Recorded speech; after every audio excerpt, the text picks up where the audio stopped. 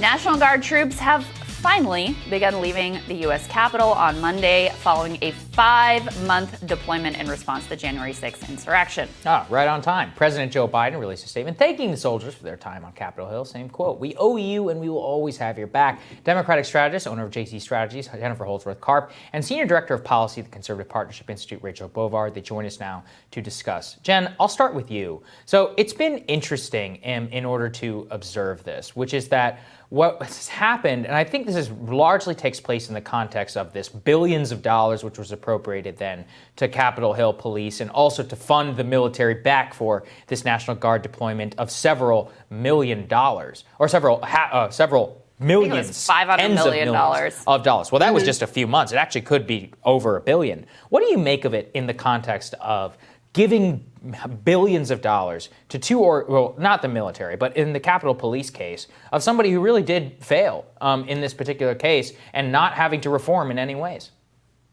You know, look, I don't think that we should look at them and say, oh, they failed. You know, they were overrun. I think that obviously there was a lot of intelligence failures in advance, but I don't think that we would look at any security situation and say, oh, they failed, therefore we should not protect against what might happen next. I mean, certainly after 9/11, we didn't say, oh, the intelligence agencies failed, let's just, defund them and forget about it. I said you that.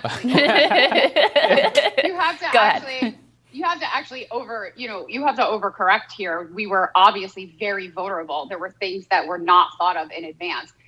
Leadership was removed. There's new leadership in there now. And I think that, unfortunately, the answer to a failure like that is not to defund and move money away. It's actually additional training. It's additional resources. It's making sure that you're doing what you're supposed to. Now, that's the Capitol Police. The National Guard, I think, stepped in and did an actual function that we needed. There were still rumors all the way up until April that there was going to be an additional run on the Capitol because there was a certain segment of the internet who thought Donald Trump was actually still the president. So there were credible threats there that Congress was facing, that the White House was facing. And so I think it was a good thing that they were there. There is no question that there is misuse of funds all over the place. That is something I would love to see Congress and I would love to see this administration look into. I'm going to put the Capitol Hill police piece aside for a moment, Rachel. My take, for what it's worth, on the National Guard deployment for 5 months is, first of all, it was never really justified in terms of they never gave the public any indication that there were real threats that justified what should be a fairly unusual and very seldom taken action of having military on the streets.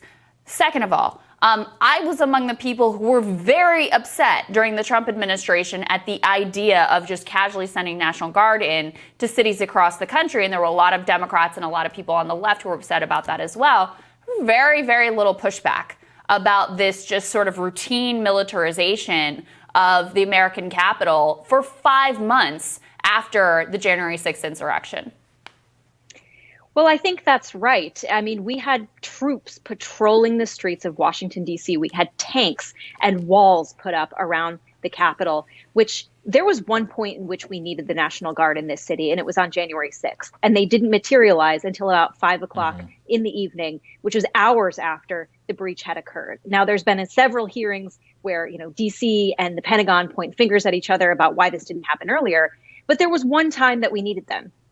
The length of time they stood in this city, I think, is unjustified for all the reasons you point out. And moreover, clearly political theater in the sense that nobody was even prepared to take care of these troops. Right. I mean, you had really revolting images of these troops sleeping in parking garages, sleeping on hallways and on floors, and nobody seemed to care. And I think to your point about the intelligence of, whether or not it was justified, you saw a lot of rumors, right? Maybe January and February that there was another breach coming, and you had the FBI and even DOD at one point saying, we actually have no credible intelligence that this is a real threat.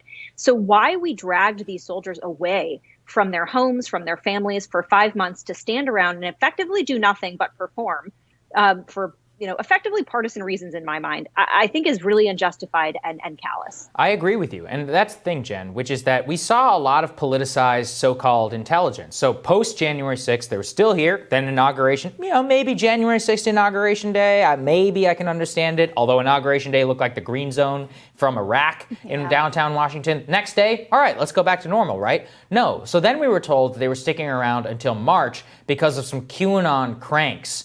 Thinking that it was the real inauguration day, and we may need thousands of troops to put down some march on Washington. That didn't happen. And then they kind of just stayed for months and months and months. There wasn't any justification after all that. at government expense, and people just kind of dropped the pretense. And I do think that is outrageous that this happened when our own representative in Congress, Eleanor Holmes Norton, who we had on this show, said, quote, Congress is afraid of its own shadow. And I think that her voice, the voice of us who live in this city, were diminished at the expense of partisan politics in a lot of this.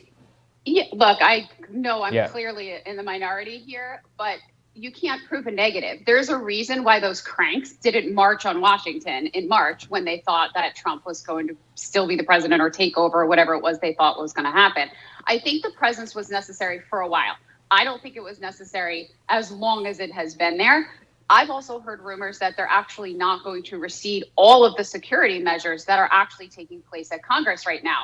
It's almost impossible to walk on the Hill without several layers of security before you even get into the building. So I don't think that's necessary.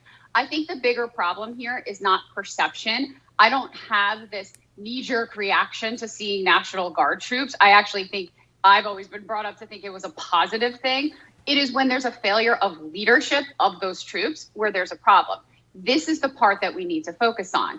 The troops are not being coordinated with what's happening with the Capitol Police. The Capitol Police are not coordinating with what's happening with the FBI. The FBI is not coordinating with what's happening to DC police. And that is why we have a mess. That is why we have confusion. That is why we have mixed signals. Unless there is leadership willing to take hold of all of those narratives and get the intelligence straight, we're going to keep having this confusion and we're going to keep having this problem. I don't necessarily disagree with the Congresswoman that Congress is afraid of its own shadow. But quite frankly, I think that they have a really good reason to be right now. I'm not so quick to forget what actually happened on January 6th. We had congresspersons and senators hiding in the rafters, afraid that they were going to be beaten to death with a flagpole. That was not even 6 months ago. So I don't think this is necessarily a conversation we can have devoid of that happening. Absolutely right. No one is forgetting the horror of that day. But again, Rachel, and now to talk about the Capitol Police piece, and Democrats just pushed through with the assistance of the squad, $1.9 billion in additional funding. Look, the reporting has been done about the failures of that day. It wasn't a lack of funding. It wasn't a lack of availability of personnel. Jen's right. There were many leadership failures. There were things that were just Keystone Cop shit. Their riot shields were locked in a bus that they couldn't get into, okay? $1.9 billion in funding isn't going to fix that problem. They didn't take the intelligence seriously. They didn't have the proper staff to make sure that the Capitol was fortified and protected. And so what do? Instead of fixing those failures, we just reward them with more resources. And by the way, there are quite a bit of bipartisan push to reward them with more power as well. That is a pattern that repeats itself throughout American history, and it never ends in any place other than more security state, more militarization of American cities, more surveillance, and continued risk to American safety because they don't fix the problems that actually cause these threats in the first place. Well, I think that's the key point. And when we talk about the National Guard, and what Congress is up against, it's almost like we pretend that they don't have the Capitol Police when they do. Congress has its own dedicated police force. The Capitol Police has one job, and it is to protect the safety of Congress and the integrity of the Capitol. They clearly, and I have no compunction in saying this, they clearly failed at that mission on January 6th. And, again, to throw money at the problem without addressing it, this is Congress's job. The Capitol Police and the Sergeant at Arms report to Congress. If Congress is scared and concerned that their security is not taken care of, it is their responsibility to take the steps necessary to deal with it. Simply throwing money at the problem, to your point, is not addressing, whatever it is, the lack of staff, the lack of skills, the lack of training, recruitment, whatever it is, that is something Congress must address. And there's been members talking about this problem for years, by the way, since the baseball field shooting that Republicans were subject to several years ago. There's been questions about the capacity of the Capitol Police. The fact that they have not dealt with it, it's just wrong to cast aspersions at the National Guard. It's wrong to cast aspersions at other federal law enforcement agencies when you are failing repeatedly to get your own house in order. So I don't want to hear excuses from Congress anymore. This is their job. And if they don't align their incentives with funding as well as addressing the key critical mission failures that happened on January 6th, this is a problem of their own making. Well said, guys. Very thoughtful panel. You're not going to hear this anywhere else. Stick with us. More Rising right after this.